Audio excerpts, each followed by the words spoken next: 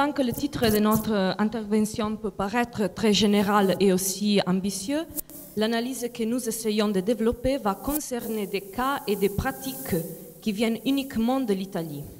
Il s'agit en effet de signaler des exemples de configurations sociopolitiques très intéressantes, certes, mais qui ne fonctionnent pas, chacune pour des raisons différentes d'un point de vue organologique.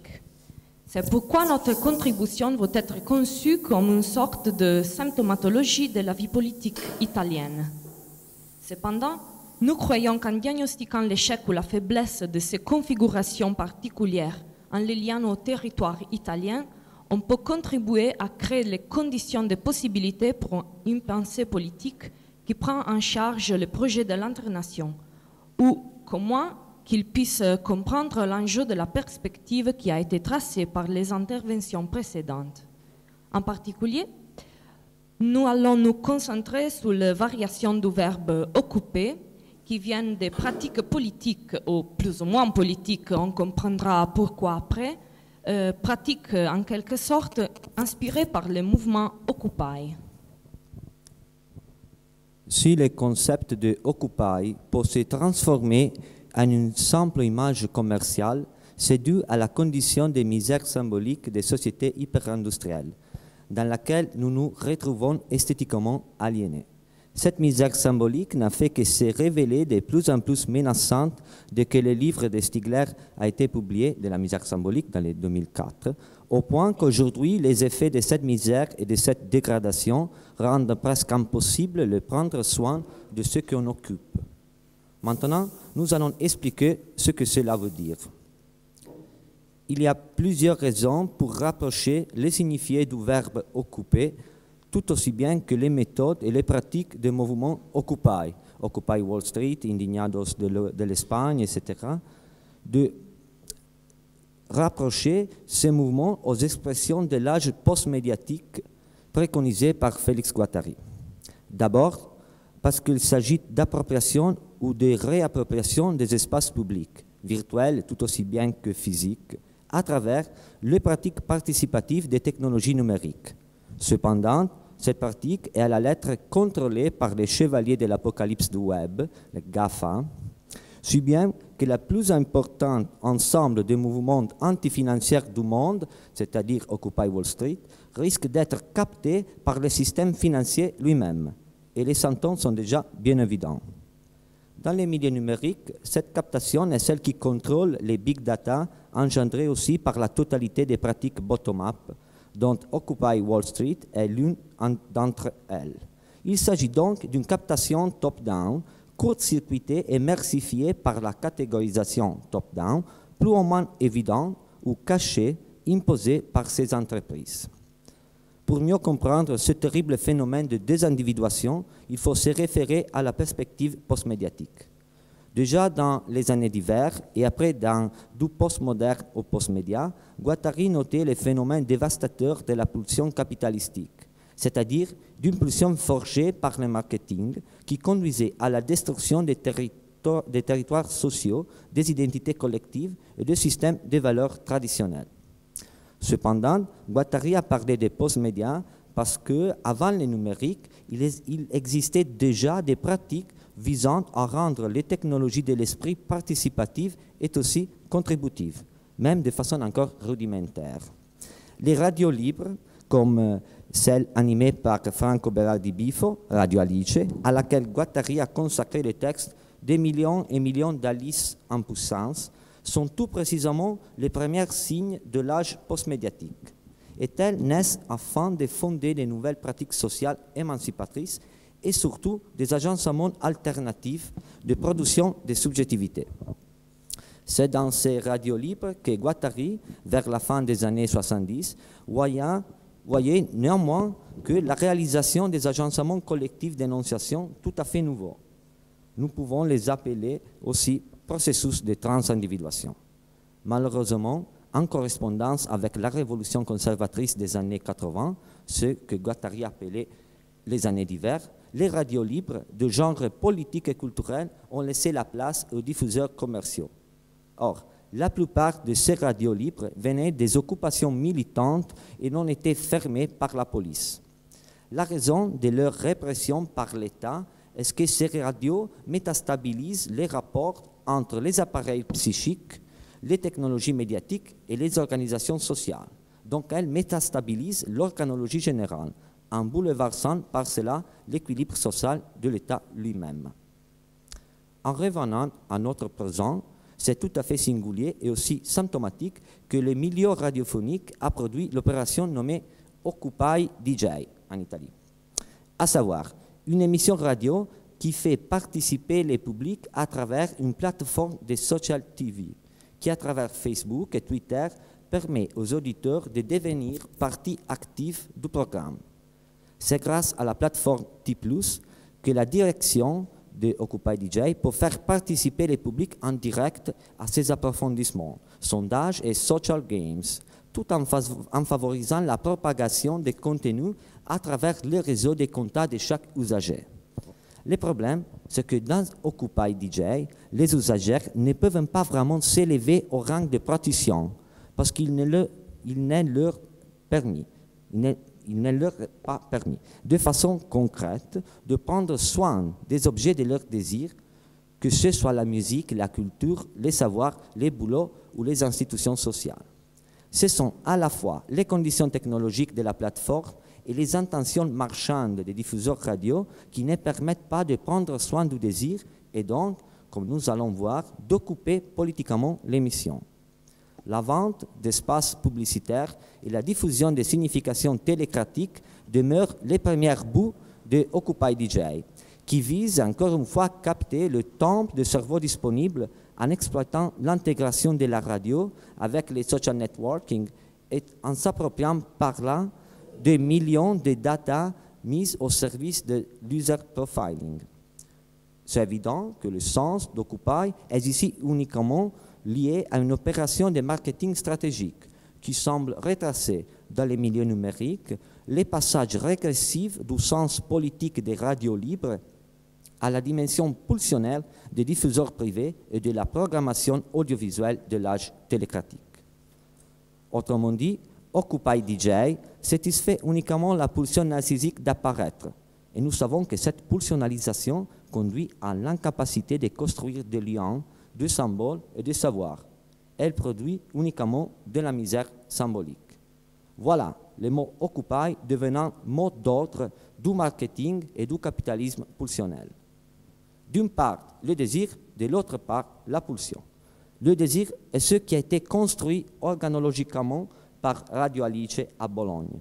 Il s'agit d'une pratique politique fondée sur la réappropriation de l'information, de la technologie et des espaces fonctionnant comme un formidable dispositif de transindividuation, et donc comme une véritable technologie de l'esprit. Radio DJ aussi est une technologie de l'esprit, mais de celle que Deleuze appellerait technologie de contrôle. Elle empêche par sa propre nature la possibilité d'une participation effective à la production de significations et de savoirs critiques. Pour conclure, les usagers peuvent participer au programme, mais ne peuvent pas participer entre eux. Et cela signifie qu'ils ne peuvent accéder à la transindividuation, tout comme il n'est pas permis de prendre soin d'Occupy DJ, c'est-à-dire d'en pratiquer une pharmacologie positive. Occuper sans prendre soin de ce qu'on occupe, c'est toujours une pratique impuissante afin de transformer l'état des choses. En reprenant les mots de pharmacologie du Front National, on peut dire qu'une lutte sociale en général doit être conçue comme une lutte pour prescrire une autre thérapeutique. C'est ce que nous essayerons de montrer maintenant avec une toute petite généalogie du signifiant Occupy. Le mouvement Occupy représente sans doute une mutation des occupations politiques et syndicales du XXe siècle, à savoir des occupations de lieux d'emploi, voire le biennio rosso en Italie.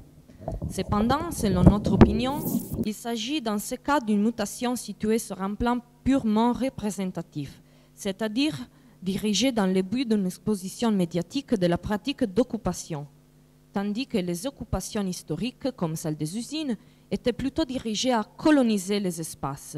Or, coloniser a en effet un des signifiés du mot anglais « occupy », en se référant à l'aspect de faire une violence à ce qu'on occupe pour nécessité, qui est en premier lieu la nécessité de le faire marcher autrement, c'est-à-dire mieux par rapport au passé. Du point de vue des invasions et des colonisations, nous sommes alors encore d'une certaine façon, aussi incompréhensible que cela puisse être, en train de prendre soin, personnellement et collectivement, sans médiation institutionnelle, des espaces dans lesquels on vit et on travaille.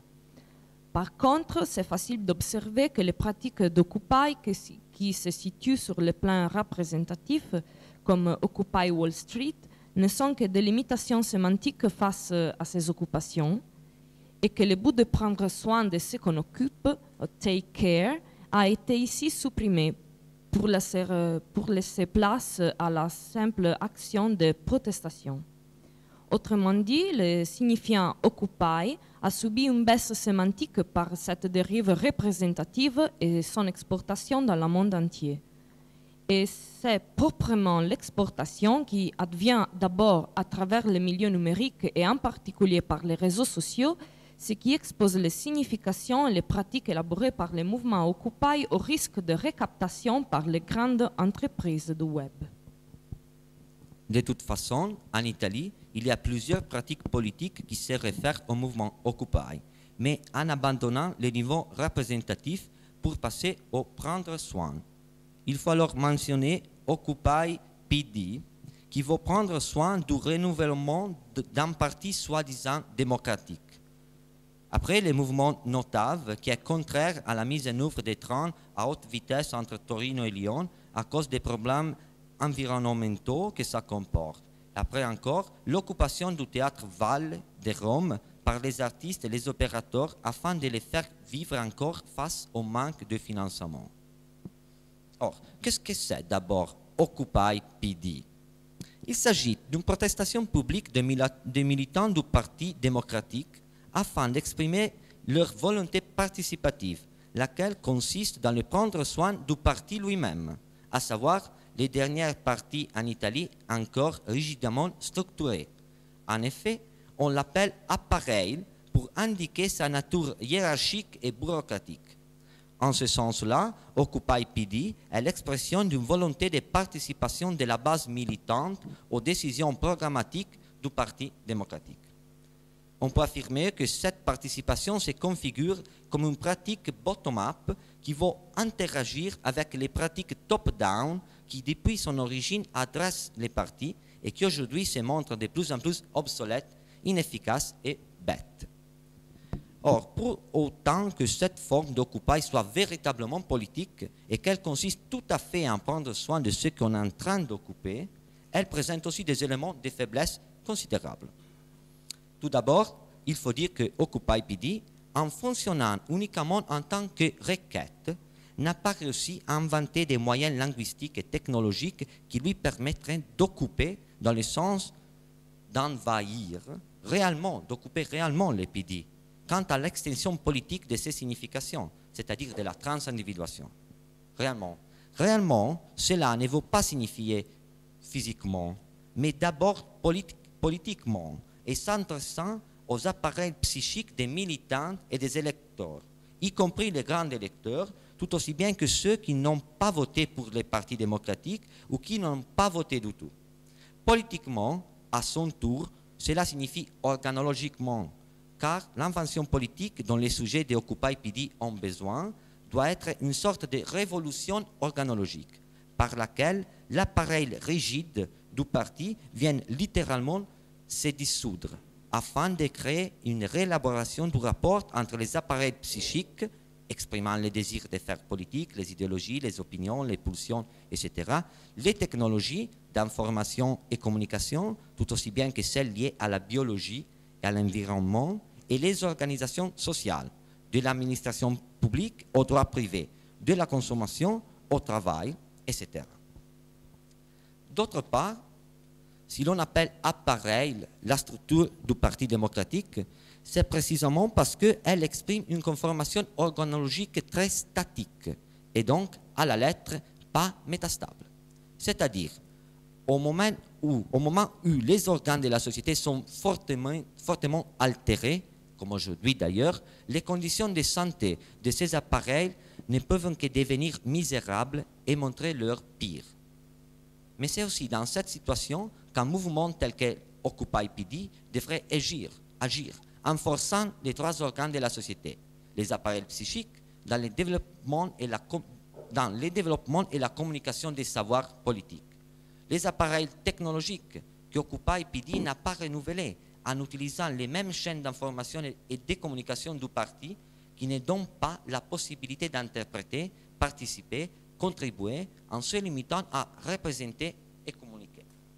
Et enfin, les organisations sociales. Occupy PD n'est pas capable d'instituer des processus constituants ni d'inventer et proposer de nouvelles institutions.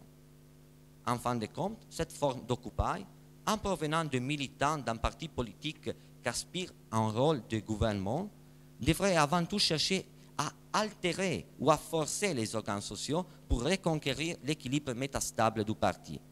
Ce serait aussi une façon de prendre soin de ceux qui subissent les déséquilibres organologiques d'aujourd'hui, qui se manifestent dans l'incurie des institutions courantes, des idéologies néolibérales et des psychotechnologies.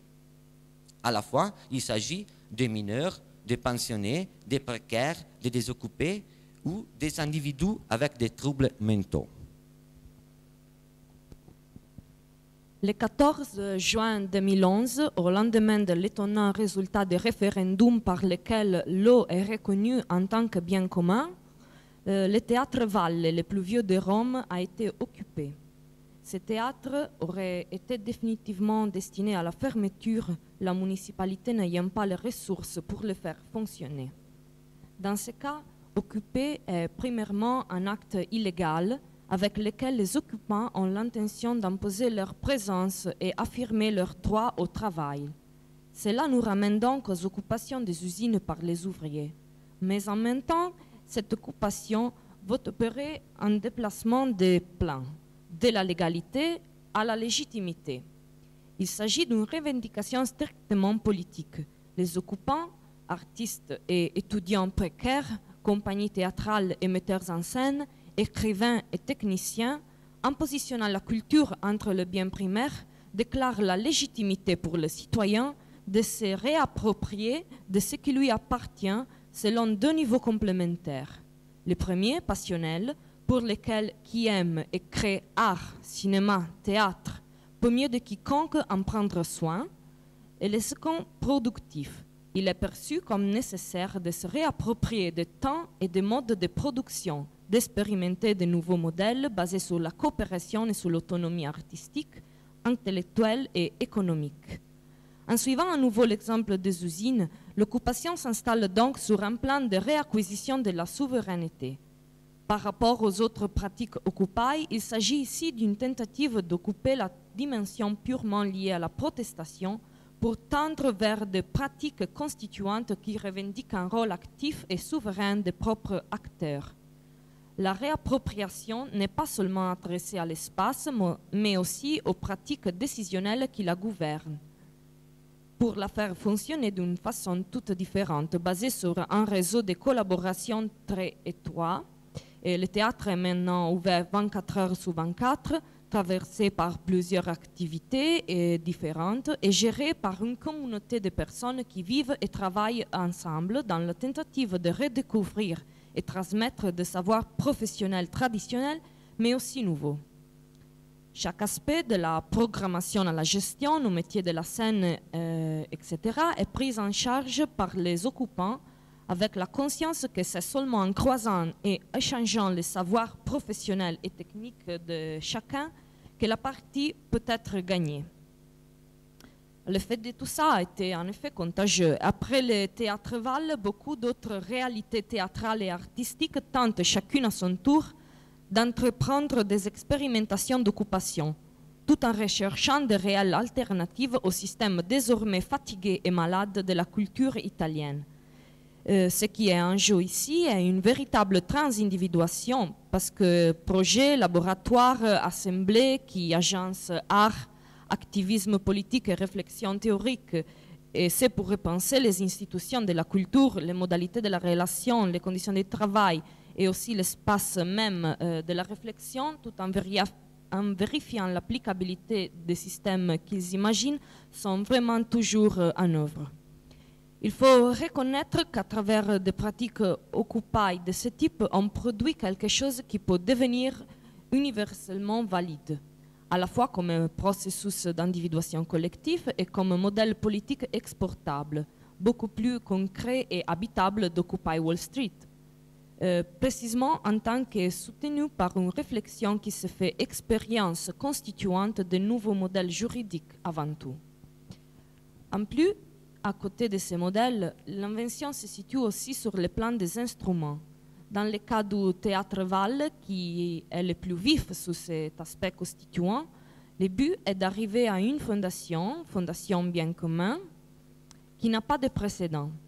C'est remarquable que l'écriture de son statut n'envisage pas seulement de discipliner la fondation, mais tente aussi de jeter les bases d'une première discipline juridique du commun. En effet, ce statut, initialement produit à travers un grand nombre d'assemblées ouvertes, est ensuite devenu écriture publique, toujours amendable en ligne, œuvre polyphonique collective en vue de partage des savoirs et des expériences.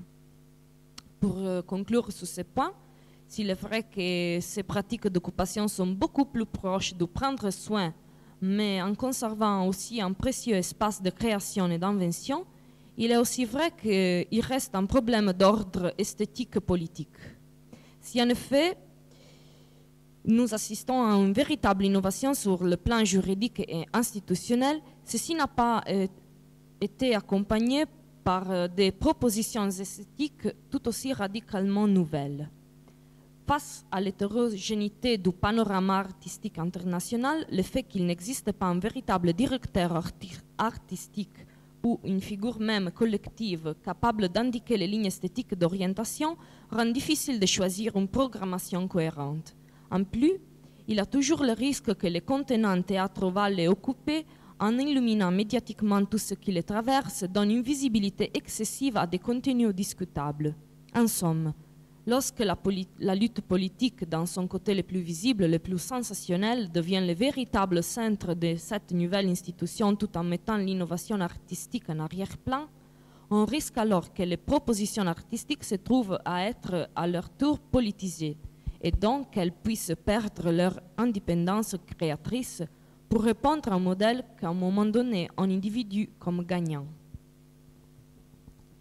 En suivant Stigler, quant au rapport entre le marketing et la révolution conservatrice de Thatcher et Reagan, nous pouvons considérer l'Italie en tant que le quartier général du laboratoire politique du marketing. Le signe le plus clair de cette tendance est le parti fondé par Silvio Berlusconi, Forza Italia, aujourd'hui Popolo delle Libertà,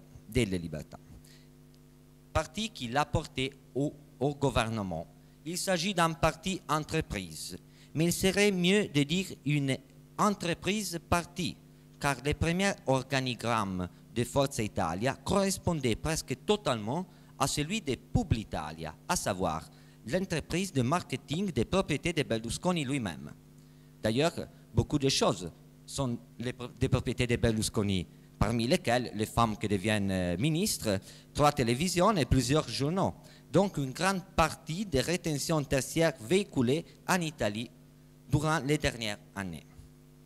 Ce qui rend le marketing paradigmatique est que ce dernier en Italie, à travers Berlusconi, a construit une véritable organologie politique par laquelle capter les appareils psychiques. Il s'agit évidemment d'une organologie tout à fait cancéreuse.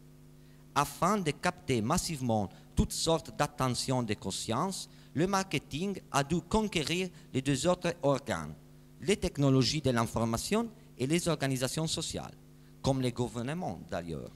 Il va sans dire que l'opération a bien marché pour lui, pour Berlusconi.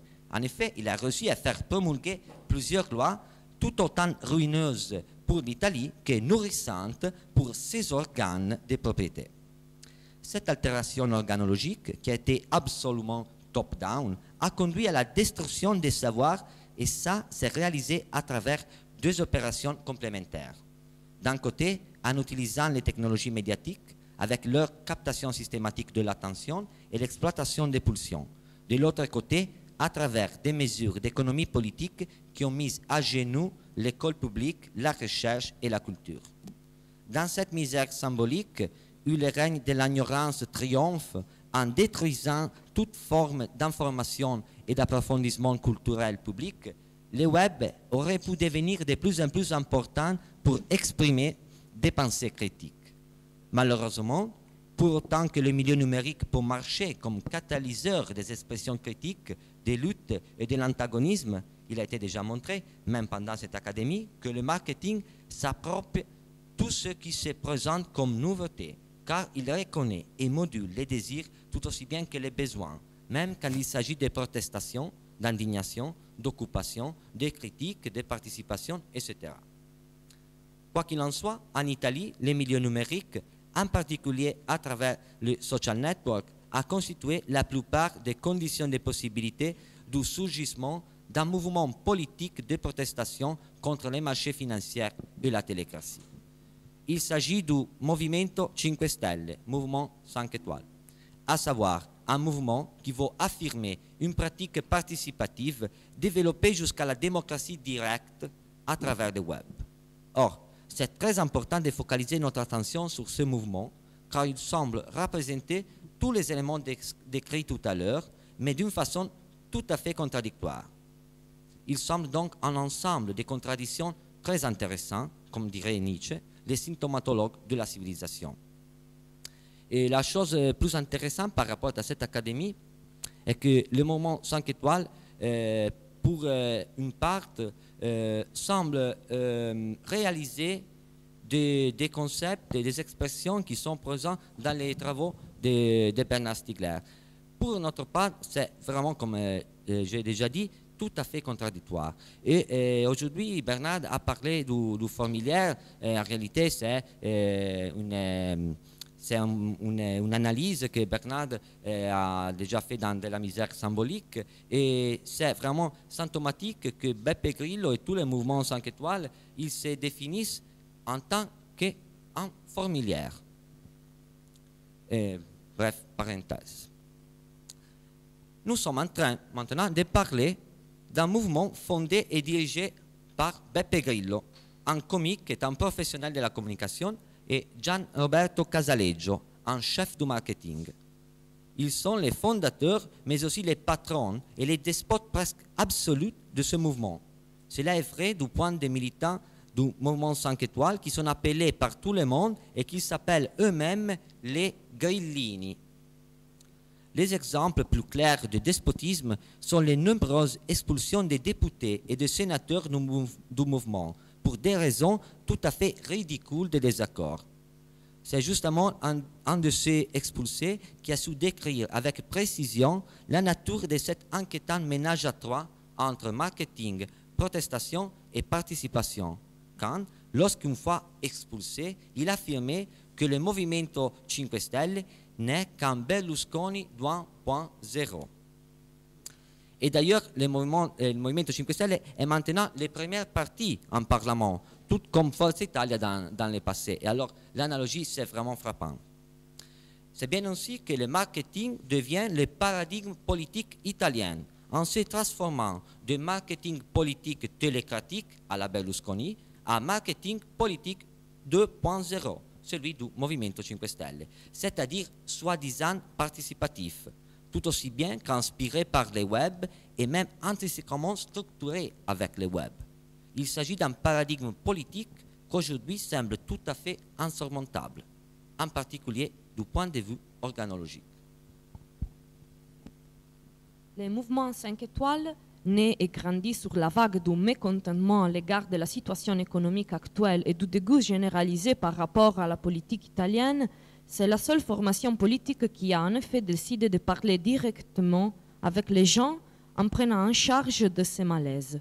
Il a aussi soutenu les luttes pour le bien commun et promu la participation active des citoyens à travers le web, tout aussi bien que l'égalitarisme et l'attention pour l'environnement. Pour toutes ces raisons, ces mouvements pourraient constituer la synthèse de différentes expériences que nous avons décrites tout à l'heure et qui vont de l'occuper ou prendre soin. En effet, le mouvement 5 étoiles rassemble des composants qu'en Italie n'avaient jamais été réunis. L'exploitation dans les milieux politiques de la notoriété de l'homme de spectacle, l'organisation d'une communication efficace sur les réseaux sociaux utilisés comme base pour la présence sur le territoire, la récolte et la gestion de la protestation populaire adressée contre les partis politiques eux-mêmes et leurs privilèges. Cependant, avec les mouvements 5 étoiles, on a plutôt l'impression d'assister à une sorte de devenir marque de la politique elle-même. Marque, c'est-à-dire image à exploiter pour l'intérêt propre à travers le développement d'un langage précis et avec la complicité de nouvelles technologies. Il faut dire que la présence charismatique du leader Beppe Grillo a été fondamentale pour capter les foules et canaliser leur rage. Une canalisation qui s'accomplit dans son blog. Il s'agit d'un blog personnel qui est devenu dans le temps le principal instrument de communication du mouvement. Mais il y a aussi un côté plus obscur qui se déroule dans les coulisses de cette façade populaire, notamment la gestion des appareils technologiques et des stratégies communicationnelles. Cette gestion est des compétences du net strategist Gianroberto Casaleggio et de son entreprise, à savoir la Casaleggio Associati, qui fait du web marketing, en particulier en enseignant aux autres entreprises la façon d'exploiter du point de vue commercial les groupes de discussion qui s'engendrent sur Internet. Or, cette stratégie d'exploitation des expressions collectives, on la retrouve aussi dans le blog de Beppe Grillo. Tandis que l'intention déclarée par le mouvement est celle de permettre à quiconque de formuler ses propres propositions, en fait le blog n'est qu'un instrument autoritaire. C'est facile d'observer que les seuls contenus sont les déclarations ou les dénonciations du leader, auxquels on peut seulement ajouter des commentaires qui ne trouvent jamais de réponse, et donc ce n'est pas possible qu'un véritable dialogue se développe. Tout en considérant que dans ce blog, il n'y a aucun autre espace de débat, on peut affirmer qu'il est tout à fait déficitaire par rapport à l'interactivité, la participation et donc à ce que nous appelons la transindividuation.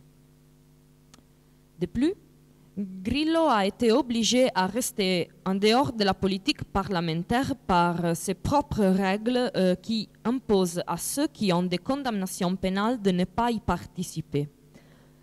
Pour cette raison, il peut s'adresser aux électeurs et militants d'en dehors qu'il est mis dans une position transcendante d'où il contrôle et juge tout ce qui se passe dans les mouvements.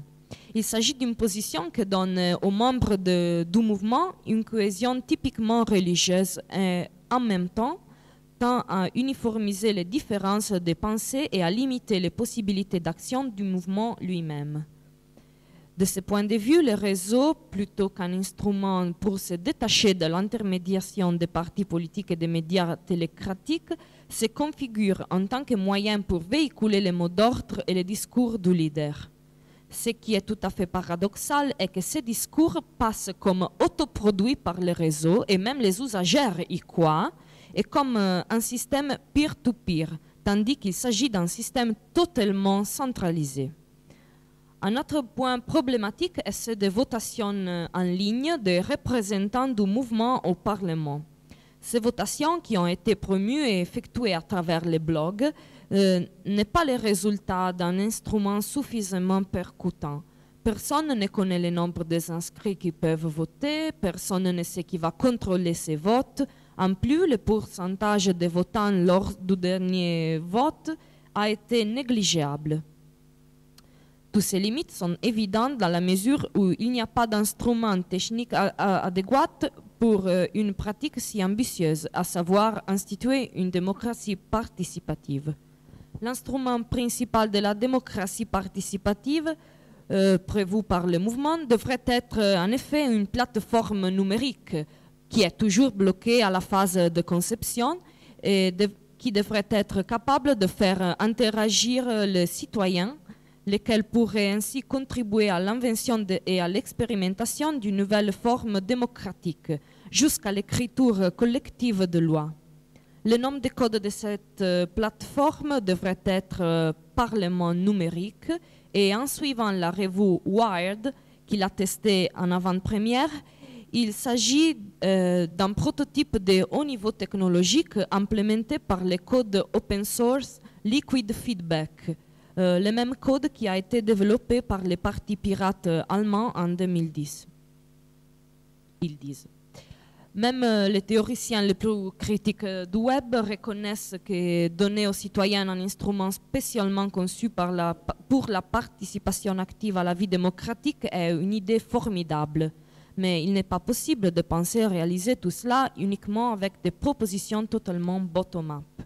Or, les votations en ligne, le Parlement numérique et la si dite volonté générale du réseau seraient toutes les expressions de ce que les mouvements 5 étoiles aiment définir par démocratie directe. À notre avis, c'est ici que réside la question théorique plus problématique qu'il faut donc analyser en suivant les raisonnements que Stigler développe dans La télécratie contre la démocratie. En effet, dans ce livre-là, Stigler avait donné un avertissement très précis. La démocratie, c'est ce qui envoie des représentants la représenter à distance. Il n'y a pas de démocratie directe. Celle-ci, qui repose sur les court-circuits du temps différé et long de la transindividuation par le temps réel, est précisément ce que les industries des programmes imposent comme télécratie, et elles deviennent immédiatement pulsionnelles. Le direct ou le temps réel ne sont pas le temps de la démocratie, mais du marché, c'est-à-dire aussi de la télécratie. Le temps de la démocratie est le temps de la réflexion, qui ne peut être qu'un temps différé. Bon, tout en considérant les conditions d'origine du mouvement 5 étoiles et en particulier la provenance de ses fondeurs, enracinés dans la communication médiatique et dans le marketing, c'est évident que les discours autour de la démocratie directe ne représentent qu'une illusion. La dernière est la plus spectaculaire illusion du marketing. Également, c'est une illusion aussi le fait que, selon les fondeurs du mouvement, en politique, tout le monde peut faire toutes sortes de choses. Il s'ensuit alors qu'il n'existe pas de compétences exclusives dans la mesure où quiconque est déjà compétent en puissance, et encore plus des politiciens de profession. La stupidité de cette considération étant évidente, nous nous limitons à enregistrer la complète et effective incompétence des parlementaires 5 étoiles par rapport au travail institutionnel.